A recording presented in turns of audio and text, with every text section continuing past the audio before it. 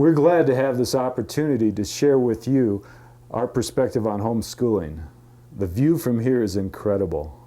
Yes, we have 2 in college now that we homeschooled all the way through, and they seem to be doing just great.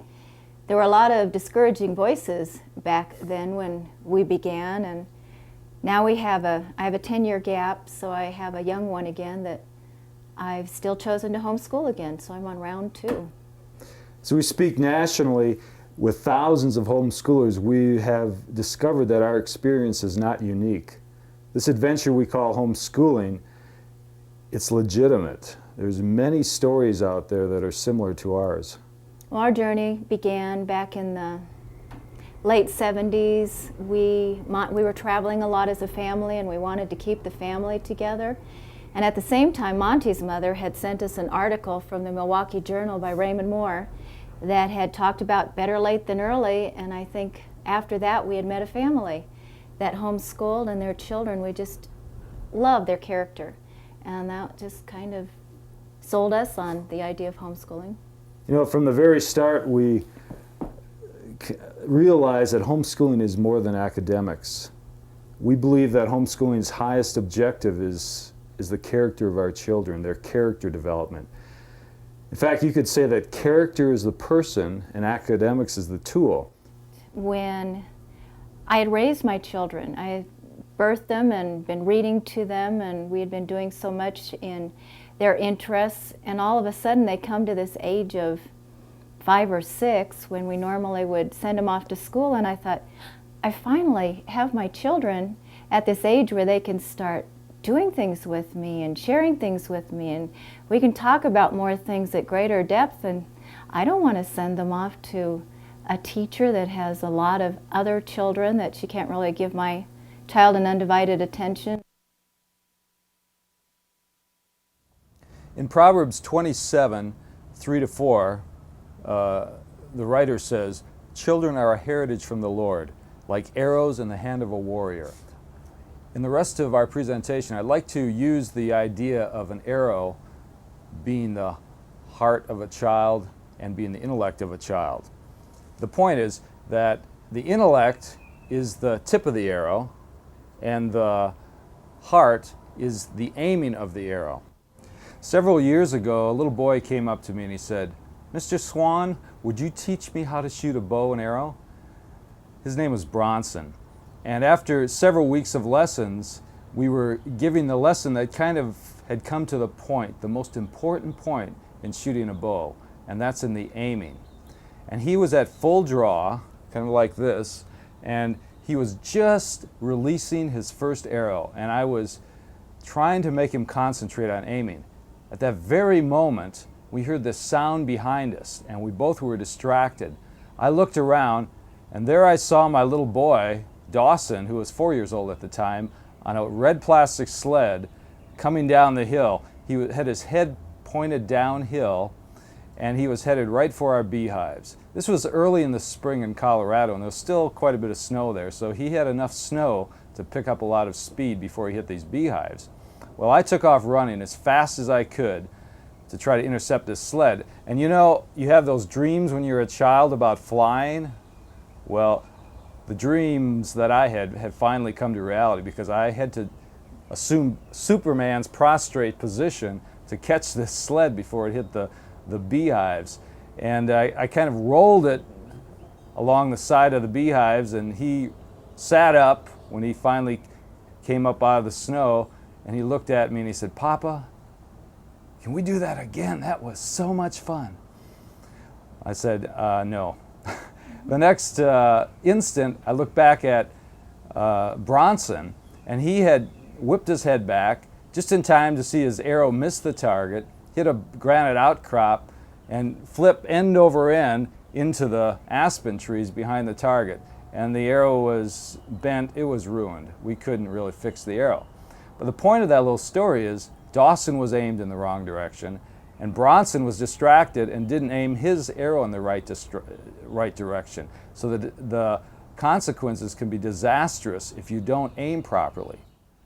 When we were first married, I saw a stitchery that said, "If a mother's place is in the home, then why am I forever in the car? And all around the border of the stitchery had things like music lessons, soccer, t-ball, gymnastics. We could be leaving the home daily to run to all these wonderful things.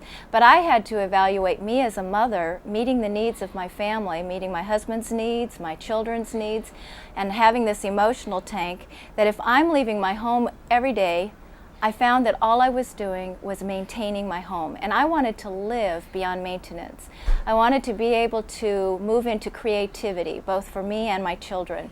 And what I found was we needed to stay home for long stretches of time. In Wisconsin, they clear-cut a whole forest, and it grows up really fast. And Monty's dad had said, it's amazing how many seeds are laying dormant in the ground, and all we need to do is a little clearing, let the sunshine come in, and a little rain and moisture, and the seeds will burst forth to life. And I thought, how profound. We have seeds in our own lives, and maybe we just need to clean a little bit of the clutter away. And our children's seeds, our own seeds, can spring forth into creativity. And that's really what I desired in our life and in our family home atmosphere. So the only thing I found I needed to do was to really try, and what I challenge everybody to do, is to see if you can stay home for 3 or 4 days in a row and not leave the house. I know it's a hard thing to ask, but I tell you, unless you've lived there, you'll never know what it's like to live on that other side of the fence and what it can do for you and your family. To get beyond maintenance, and the laundry can be done real fast, and meals can be planned and everything when you stay home for a few days in a row and move into something fun and creative. You know, the homeschool movement has been known as a women's movement. Most homeschool conferences were birthed by mothers around a kitchen table. But where does that leave the fathers? It seems like they're at the margin, or they're at the edges of this wonderful adventure. In fact, they go to homeschool conferences and they listen to a father's workshop and they come out feeling guilty. They feel like they have to turn their whole life inside out. Well, if you look at homeschooling as a romance of your child's heart, as their character development as the most important part, it turns the whole thing inside out. And the father all of a sudden finds himself at the very center of the homeschooling. In fact, you could almost think of the women being at the margins as they do the academics. That's a little of a bit of an exaggeration, but actually the fathers are at the very center. Perhaps you're wondering, what does he mean exactly? What do we do? Well, let me give you one little example. It's Saturday morning and you're doing a project and you are short one screw, and you say to yourself, in 20 minutes I could get to the hardware store and back and no one would even notice I'm gone. Or you could say, why don't I make this a time of hard education and take my child with, my 7-year-old son or daughter? So you do. And you get in the pickup truck and they sit next to you in the seat, and you don't turn on the radio. Instead you talk to them. And when you get to the hardware store, you make it into an adventure. You teach them about hardware store geography, and they help you find the screw. And then on the way home, you take a little side trip, smell the roses, lick an ice cream cone together. When you drive up the driveway to the house, that child sitting next to you will feel like a king or queen. That is teaching to the heart, and that a man can do very effectively.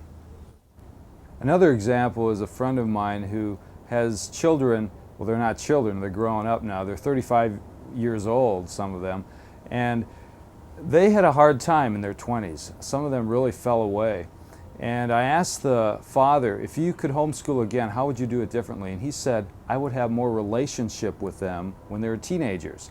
And I asked him, what about when they're children? He said, having a relationship with a child? I mean, they're not really people. They're kind of emotional creatures. How can you have a relationship with a child? Well, he just didn't get it.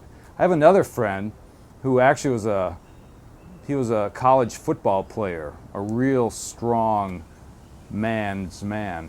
And when he comes home at night, he tells me that he tries to enter his children's little worlds. He says it's very hard to get down there and do it, but he tries.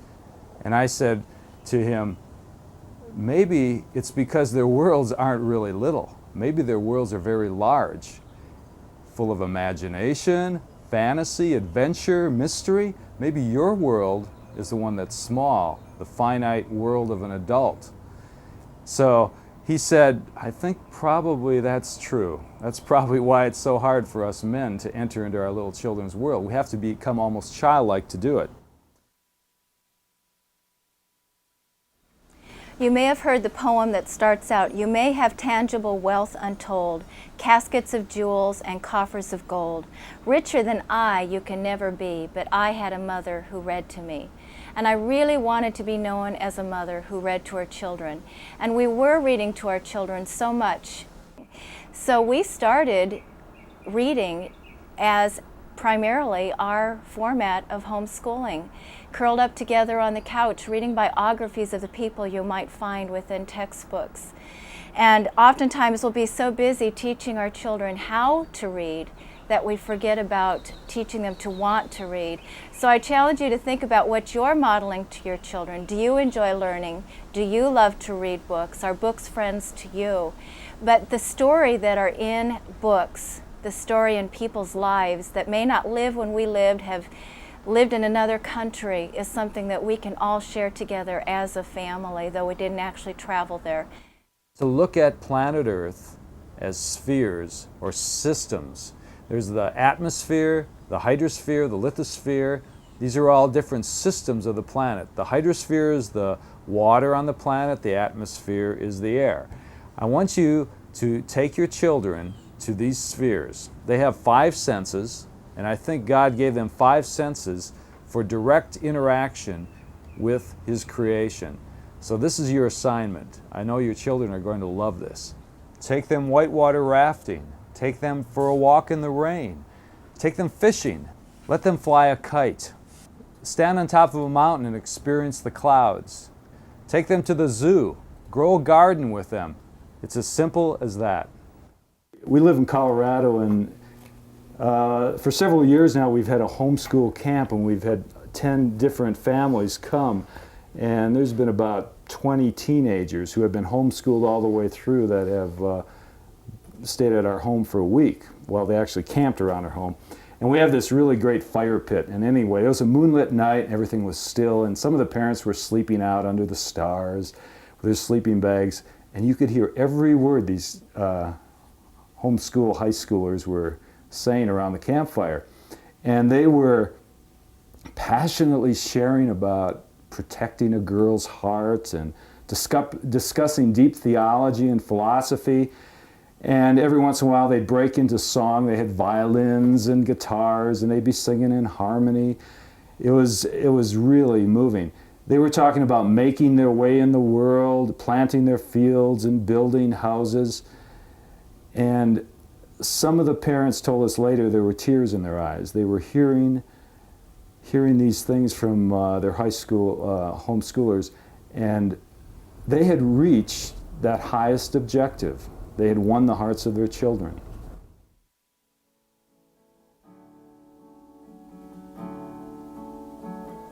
Cause children's hearts are tender. That's just the way they're made. They're sent to us from heaven. They stay a few short days. They're arrows in our quivers, and if we aim them straight and true, they'll fly. Time seems to fly. Oh, the years pass so quickly now, like sand through your fingers. You hold it once and then it's gone.